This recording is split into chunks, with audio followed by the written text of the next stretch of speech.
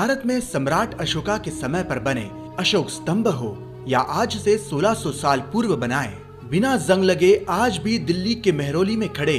गुप्तकालीन लोह स्तंभ हो,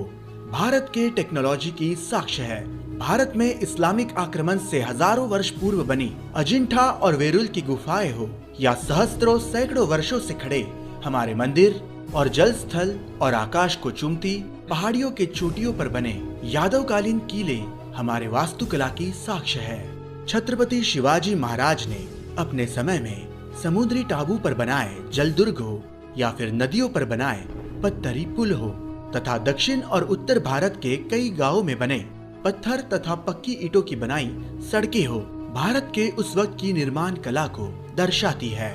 सम्राट अशोक के समय का अखंड भारत हो या छत्रपति शिवाजी महाराज ने अपनी सेना और नौसेना के बल पर खड़ा किया स्वराज, भारतीयों के साहस और पराक्रम की साक्ष्य है। और इतिहास के पूर्व काल को भी देखा जाए तो दुनिया को गति के लिए चक्र अर्थात चक्का पहिया देने वाला भी भारत ही है। व्यापार व्यवहार अर्थात गणित के लिए शून्य देने वाला भारत तथा भाषा की समृद्धि के लिए व्याकरण देने वाला भी भारत ही है। मोहनजोदड़ो, हड़प्पा एवं हरियाणा के राखीगढ़ी के टीलों के उत्खनन के बाद मिली नागरी सभ्यता भारत के नगर नियोजन तथा समृद्ध इतिहास की साक्ष्य है। नगर राज्यों को समृद्धि एवं व्यवस्थापन की दृष्टि से देखा जाए तो मध्य युग में महाराजा कृष्णदेव राय और पंडित तेनाली रामा द्वारा संचालित विजयनगर का साम्राज्य हो, श्री कृष्ण के सामयोग विचार पर निर्मित किसान, कारीगर एवं आम जनता की खुशहाली के लिए बना छत्रपति का रामराज्य अर्थात स्वराज हो, भारतीय राज्य व्यवस्थापन के उत्कृष्ट उदाहरण है। और इससे आगे भी जाना हो तो भारत के बिहार के वैशाली जनपद का समृद्ध लोकतंत्र के उदाहरण में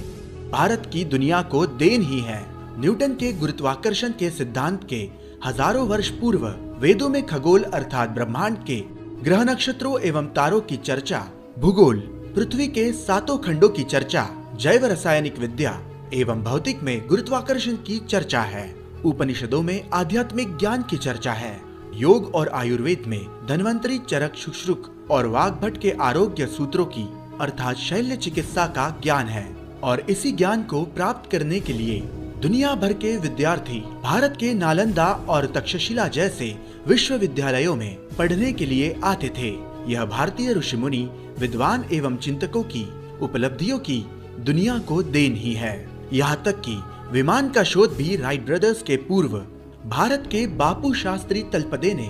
मराठा साम्राज्य के एक सरदार बड़ौदा के महाराजा सयाजीराव गायकवाड़ के आर्थिक सहयोग से लगाया था एवं मुंबई के जुहू चौपाटी पर महाराजा तथा अंग्रेज अफसर एवं आम जनता के सामने विमान की यशस्वी उड़ान भी कर दिखाई थी, जिसकी न्यूज तत्कालीन वृत्तपत्रों में छपी थी। किंतु भारत विदेशियों का गुलाम होने की वजह से भारत का महान इतिहास भारतवासियों से छुपाया गया और मैकॉले शिक्षा पद्धति से भारतवासियों को यह पढ़ाया गया कि जो कुछ भी प्रयोग और शोध है वो सारे भारत के बाहर यूरोप और अमेरिका के पास ही है और भारत तो बस जंगली और जाहिल लोगों का एक देश है, ताकि भारतीयों को मानसिक गुलाम बनाया जा सके और विदेशी उत्पादों को यहाँ बेचा जा सके। यूरोपीय यूनियन के व्यापारी कंपनियों के भारत में राज से पहले भारत राष्ट्र में 565 नगर राज्य या जनपद थे। इनमें से अधिकतर जनपदों, नगर राज्यों में रोजगार की व्यवस्थाओं को देखे तो